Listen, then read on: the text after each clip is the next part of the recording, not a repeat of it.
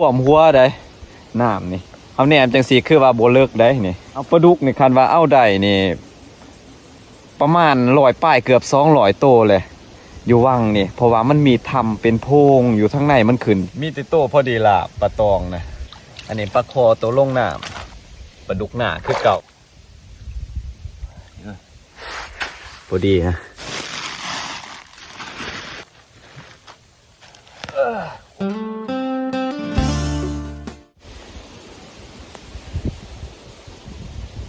สบายดีคือเก่าพี่น้องมื้อนี้มาหากินจากบ้านมาไกลอีกมื้อนึงมานำเอาแฮเมื่อวานเนี่ยควางลงน้ำเลยกะอยู่ว่างอยู่ไต่พุ่นจากจุดนี้ไปประมาณอยู่3 หลัก 3 กิโลไปกะมาผู้เดียวมื้อนี้มาเอาอยู่ว่างนี่สะออนตัดไม้ไผ่ปลายไม้ไผ่ขึ้นมาแล้วนี่ขึ้นเทิงนี่เลยสะออนปลาคอโตบักใหญ่แล้วก็มันมีใหม่แหล่งน้ำมันเลิกอยู่ในอยู่พื้นมาฮะท่วมหัวได้น้ำนี่เอาแหนมจังสีคือว่าบ่เลิกได้นี่มันเป็นวังเป็นคุมเลิกอีหลีหนาวกับพ่อหนาวปลาดุกนี่คันว่าเอาได้นี่ประมาณ100ป้ายเกือบ200โตเลย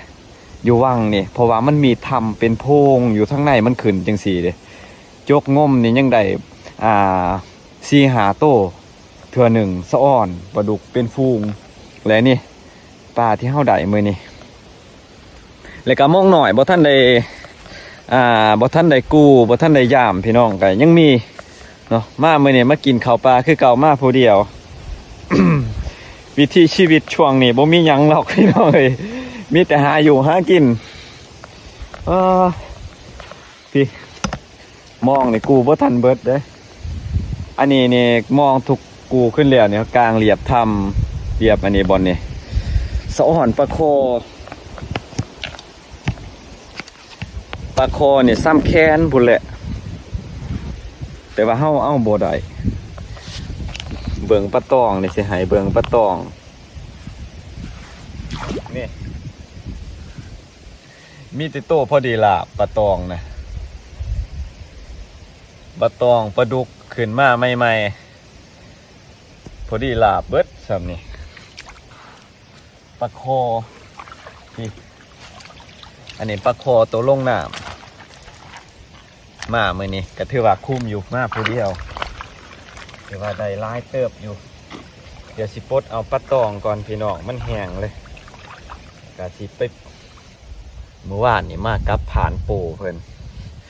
เบิ่งเอาปลาตองมีแต่ตัวใหญ่เนาะซ้ำนี่พอดีลาบปลาตองเลยคักมาน เดี๋ยวเหมือนนี้ยังสิไปลงกูมองน้อยเขาอีกมองใหญ่นี่ก็ลายแต่ปลาตองปลาดุกมีตัวเดียวติดปลาคอใหญ่นะมันหนาวโพดมันอยู่น้ำเหือบน้ำถ้ำในน้ำลงไปบุไรด้นมาผู้เดียวอีกปดเหอะน้ำแฮน้ำมองอีกขั้นว่าบกขาขี้เหอะนี่สีใดไหวอยู่ป่านะอันนี้ลงบาทนึงบางที่กะบ่ได้ป่ามีแต่ขี้เหอะกับปดระดับ30 นาทีกว่าสีเบิดเหอะนี่ปลาตองเนี่ยจะเอาเมื่อเฮ็ดลาบ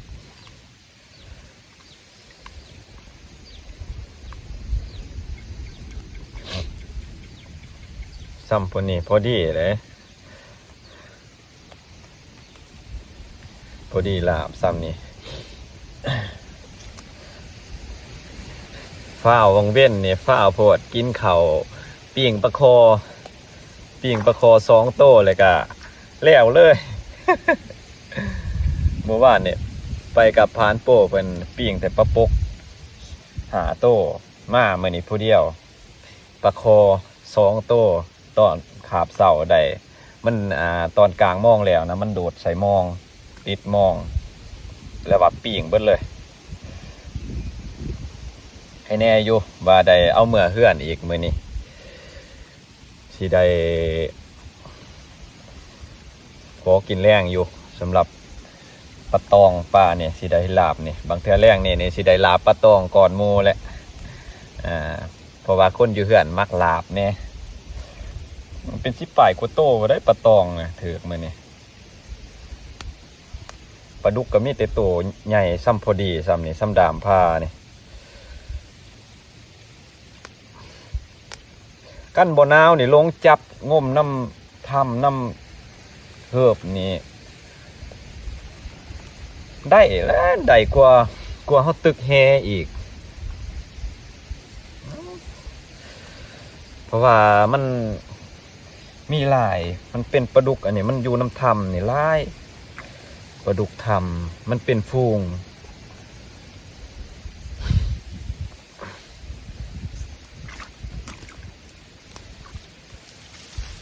จักปลาขอปลาเค็ง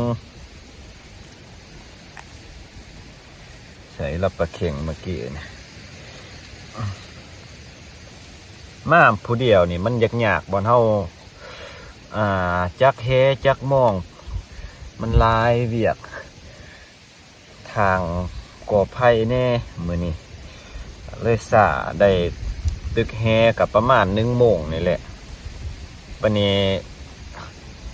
3 โมงปุ๊บหนาวลงบ่ได้ลมนี่ก็แต่เช้าพุ่นเด้แต่ตอนเฮามาแหละก็เลยดังไผ่เลยมีไผ่แน่ก็ฝืนลงไปเลยแต่ว่าเฮาก็มากลางโมงกลางคืนนี่สิได้อยู่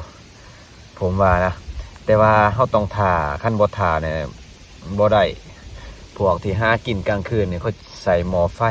ใส่หม้อซอสเอาหากินแทนนี่เดี๋ยวนี้บ่แม่นเขตเฮาดอกจากบ้านเฮามาพี่ก็30 ปลายกว่าลัก30 ปลายกว่าโลผมมานี่ถือว่าใกล้ได้จากบ้านเฮาก็บ่กล้านอนผู้เดียวเพราะว่าเฮามาใกล้เนี่ยถือว่าเขตนี่ปูป้านี่ยังลายอยู่พอได้หาอยู่หากินแต่ว่ามันบ่อยู่บ่องมองน้ำตื่นเนี่ยก็ย้อนเขาเจ้าส่วนลายเขาเจ้ามีแต่ใส่หม้อไฟใส่ไฟซอดนั่นแหละมันจังแบบว่ามันปลามันมักลีมักอยู่แต่บ่อน้ำมันเลิกน้ำตื่นเลยน้ำปลามันบ่อยู่อันนี้เดี๋ยวก่อนเมื่อนี่สิลงกูมองแล้วก็สิลองงมหาจับก่อนหาจับปลาดุกน้ำหาจับปลาดุกน้ำหู้น้ำทำมันก่อนสิกับลองเบิ่งอีกปลดบ่ไหวดอกนี่เหอะอยู่นี่เมื่อปลดอยู่เพื่อน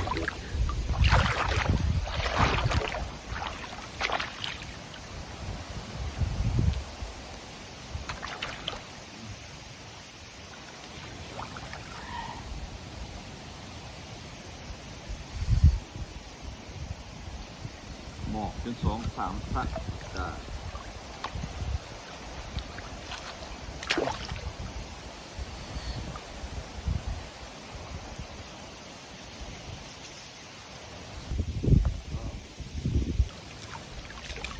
นี่ขนาดยังบ่เมิดหมองยังมีอีกยังอีกหลายกว่าสิบกูเมิดเนี่ยปลดเถอะอีกปลดนี่มีปลาเค็งกับปลาอันนี้ปลาตอง2 ตัวหมองเป็นหมองตันไว้มีปลาถืออยู่ปลาดุก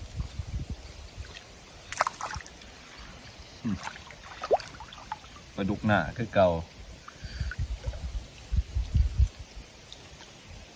อันนี้บ่ไว้ดอกนี่ไว้ดอกปดอยู่นี่เอาเมื่อปดอยู่บ้านถามมันแห้งพุ่นมันแห้งมันจะสีปดง่ายแน่มื้อหน้ามันจะสิเอาหมองมากลางกลางคืนนะกลางคืนนี่คือสิติดดีอยู่เบิ่งคักเลย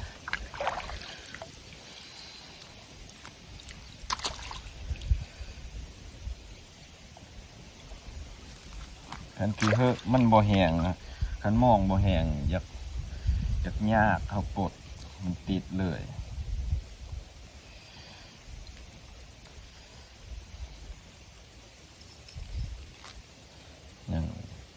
อีก3-4หัวพอดีปลดแต่ป้าปลดน้ำลังใส่ปลาดุกปลาดุกหน้าคือเก่าส่วนหลายถ้าเขาใส่กลางคืนนะใส่หม้องไว้กลางคืนเนี่ยปลาดุกหน้าเนี่ยเขาสิมานกลัว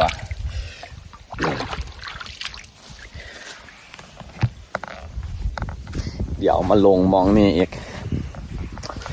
กูมองน้ำก็ลึก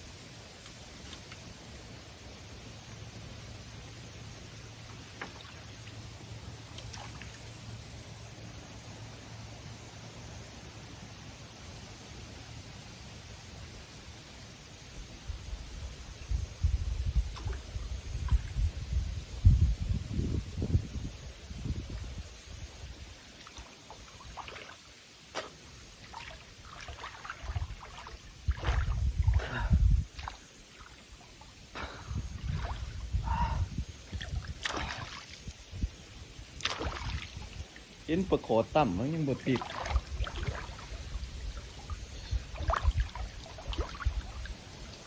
ปลาขอซ้ำแขนขุดซ้ำหนีแล้วลุดไปของเรียนนี่สิได้เวียนนี่ปลาขอตัวใหญ่ลุดหมอกไปนี่ซ้ำปลาเค็งมีแต่ปลาเค็งติด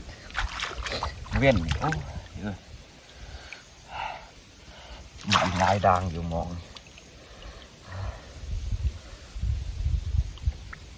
ที่ได้บางเวียนนี่ปลาคอใหญ่ติดบางเวียนมันหลุดไปก่อน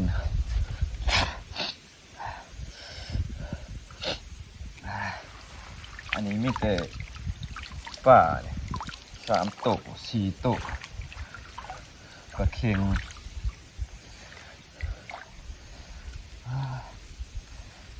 เสียดายว่าปลาคอเนี่ยมันบ่ได้พันนะมองมันแข็งเนี่ยโดดมองคล้ายตัว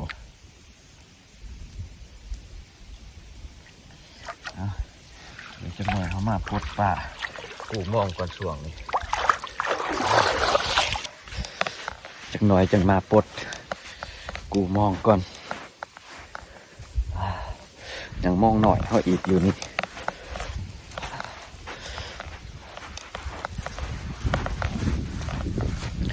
กูมองหน่อยก่อนเดี๋ยวนี้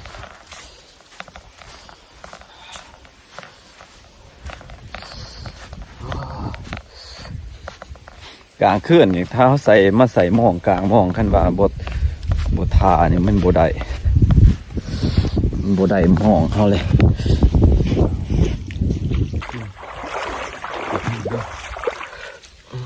มองหน่อยเนี่ยติดอยู่ติดแต่ปลาหน่อยพอดีนะมองกอยพอดีกอยติดแต่ปลาหน่อยมองนี่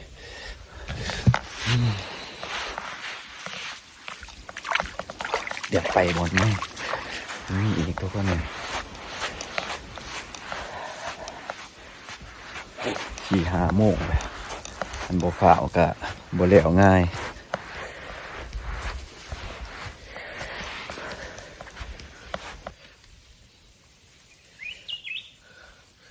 นี่เดี๋ยวปลาหน่อยลายอันนี้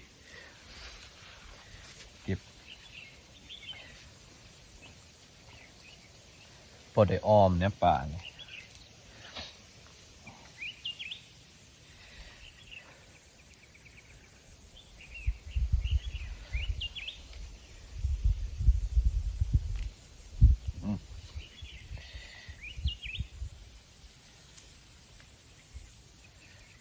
ปลดยากเนาะปลดปลาหน่อย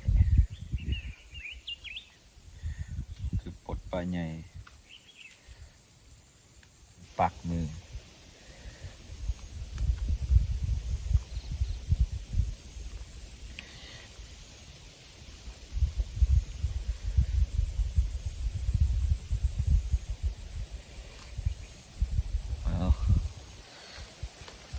ขี่เลื่อยเลื่อนบ่ได้ล่างให้มันแห้งก้อนจังล่างใส่อยู่เพื่อนเนี่ย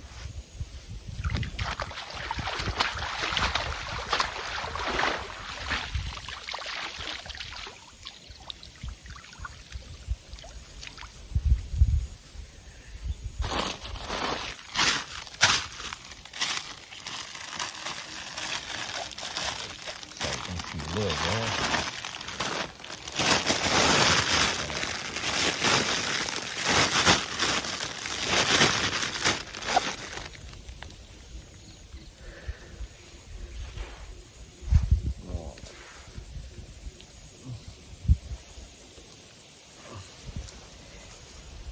ปลดมาเมื่อกระสิมาปลดอยู่เพื่อ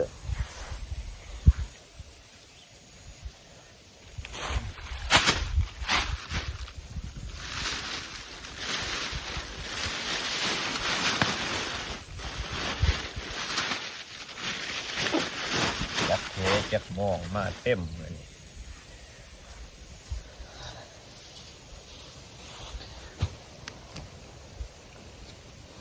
เกือบลืมมองหน่อยมองนี่จะมีปลาถืออยู่นี่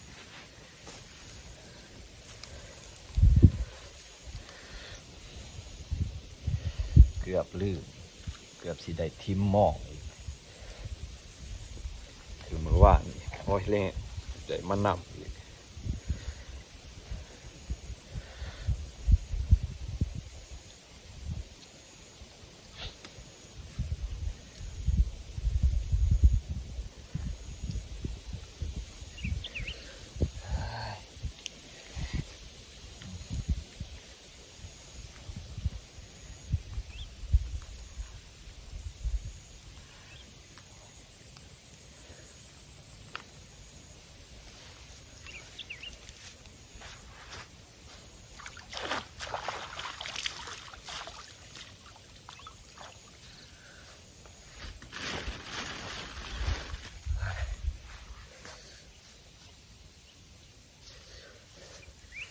ระดับซาวโล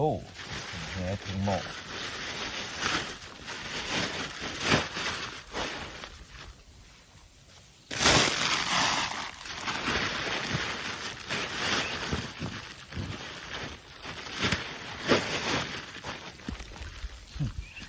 บ่ได้ป้าหดซาวโลแต่ว่าเครื่องมือขนาด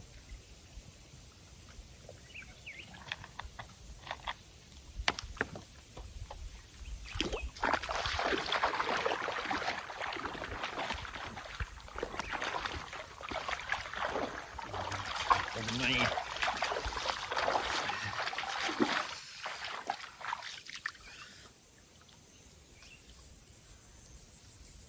ว่าสิลงอีกเนี่ยบ่ลงเลย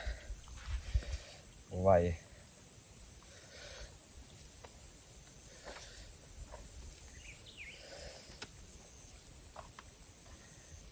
เกิดไปจักอยู่ไสบัดนี้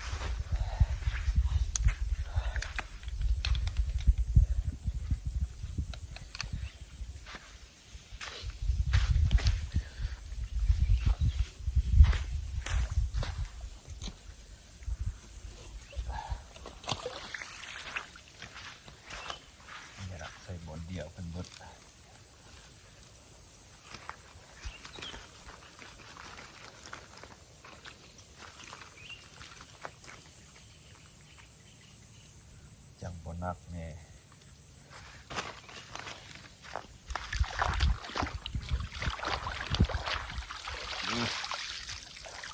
คือว่าลายเติบเลยได้แล้ว3 โลไป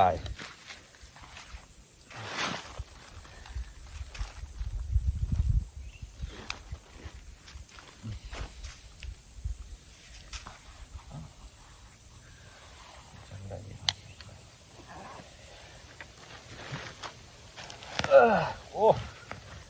คงสิขาดเลยมันนี่นักโคตร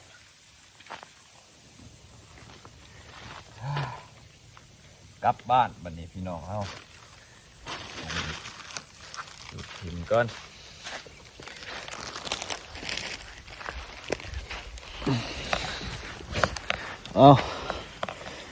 น่าจะบ่มีแนวเลื่อมอยู่เฮามื้อนี้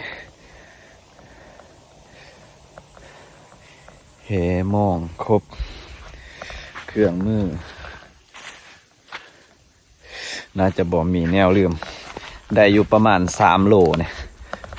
ปากคอยังบ่ได้นับบ่ได้จักโตปลาดุกคือกัน เดี๋ยวมาเบิ่งอยู่เฮือนอีกเทื่อหนึ่ง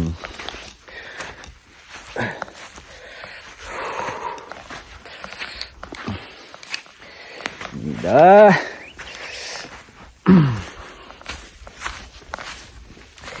กลับบ้านว่าพี่น้องบ้านนี้เฮายังอีกยาวไกลจากจุดนี้ไปอีกประมาณ3 ลัก3 กิโล30 ลัก30 กิโลกว่าๆพุ่นแหละจังสิหอดบ้านโอ้เกะกะ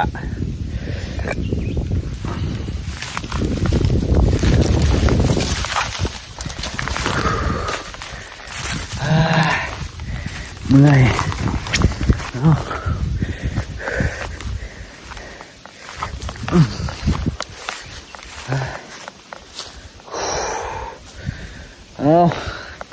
ปวดแขนคลิปนี้ก็จบเพียงสำเนียงขอบคุณขอบใจที่เขามาเบิ่งเด้อ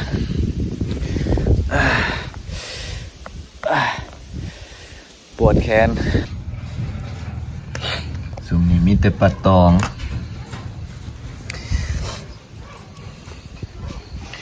ปลาคอนี่ก็ได้หลายเติบปลาคอปลาดุกนี่งมอยู่อันนี้ป๊าดพี่น้องเลยบาลายดีเลยนี่เอาปลาตองมีตัวใหญ่ตัวน้อยพอดีลาบพอดีแก้ว